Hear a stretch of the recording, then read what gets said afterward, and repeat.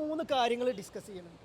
I mean നിങ്ങൾ എന്തെങ്കിലും travel ചെയ്യാൻ പ്ലാൻ ഉണ്ടെങ്കിൽ, ഗ്ലോബൽ വിസ കാര്യങ്ങളൊക്കെ അപ്ലൈ ചെയ്യാൻ പ്ലാൻ ഉണ്ടെങ്കിൽ, ഈ ഒരു 3 കാര്യങ്ങൾ നിങ്ങൾ പ്രോപ്പർ ആക്കിയിട്ടുണ്ടെങ്കിലല്ലോ നിങ്ങൾ ഈ ലോകത്തിൻ്റെ എവിടെയും. ഫസ്റ്റ് ഞാൻ പറഞ്ഞത് എന്താ, ട്രാവൽ ഹിസ്റ്ററി. എന്താണ് ട്രാവൽ ഹിസ്റ്ററി എന്നുള്ളതിൻ്റെ ഡെഫിനീഷൻ? അത് കാണാത്തവർ ഇതാ മുമ്പത്തെ വീഡിയോ ഒന്ന് പോയി നോക്കിയാൽ മതി.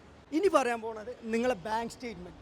എന്തിനാണ് ഞങ്ങളത് അത്രയ്ക്ക് മാൻഡേറ്ററി ആയിട്ട് പറയുന്നത് എന്നുള്ളത്. നിങ്ങളൊരു കൺട്രി ചൂസ് ചെയ്യുമ്പോൾ ആ കൺട്രി ഡിപ്പെൻഡ് ചെയ്തിരിക്കും നിങ്ങൾ എത്ര bank balance, I mean closing balance കാര്യങ്ങൾ വെക്കണം എന്നുള്ളതിൻ്റെ. അപ്പോൾ സിമ്പിളായിട്ടൊരു കാര്യം പറയുകയാണെന്നുണ്ടെങ്കിൽ ചിലവരെന്ത് ചെയ്യുമെന്ന് വെച്ച് കഴിഞ്ഞാൽ ക്ലോസിംഗ് ബാലൻസ് എന്ന് വെച്ചാൽ അതങ്ങനെ കീപ്പായി അത് ഫ്രീസാക്കി വെക്കും. ഒരു കാര്യമല്ല. അപ്പോൾ ഒരു റിജക്റ്റ് ആകുമ്പോൾ പറയും എൻ്റെ കയ്യിൽ കറക്റ്റായിട്ടുള്ള എമൗണ്ട് ഉണ്ടല്ലോ, അതിനൊക്കെ എമൗണ്ട് ഞാൻ അതിലിട്ടിട്ടുണ്ടല്ലോ എന്ന് പറയുമ്പോൾ ഞാൻ ഒരു കാര്യം കൂടെ പറയുകയാണ്, അതവിടെ ഫ്രീസായി നിന്നാൽ പോരാ, ട്രാൻസാക്ഷനും കൂടി നടക്കണം. ഐ മീൻ എന്നാലേ അവർക്ക് മനസ്സിലാവുള്ളൂ നിങ്ങൾ അവരെ കൺട്രി പോയിട്ടുണ്ടെങ്കിൽ അവിടെ സ്പെൻഡ് ചെയ്യുമെന്നുള്ളത്. ഇതാ അടുത്തത് ലാസ്റ്റ് NOC.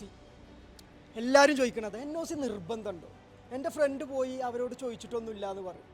അല്ലെങ്കിൽ അതെനിക്ക് കമ്പനിയിൽ നിന്ന് കിട്ടാൻ ബുദ്ധിമുട്ടാണ് അങ്ങനെ എങ്ങനെയെന്ന് പറയുന്നവരോട് ഞാൻ പറയണം, എന്തിനാണ് NOC?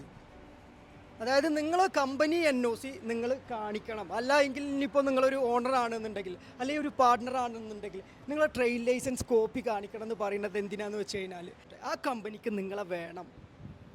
കമ്പനി NOC മേടിക്കണത് ആ ഒരു കാര്യത്തിനാണ്. Same as travel history. Basic മനസ്സിലായല്ലോ. പിന്നെ കൂടുതൽ ഡീറ്റെയിൽസ് നിങ്ങൾ താഴെ കാണുന്ന നമ്പറിൽ കോൺടാക്ട് ചെയ്താൽ മതി. കംപ്ലീറ്റ് ഡീറ്റെയിൽസ് കറക്റ്റ് ആയിട്ടുള്ള പ്രോപ്പർ ആയിട്ടുള്ള ഗൈഡൻസ് ഞാൻ തരാം.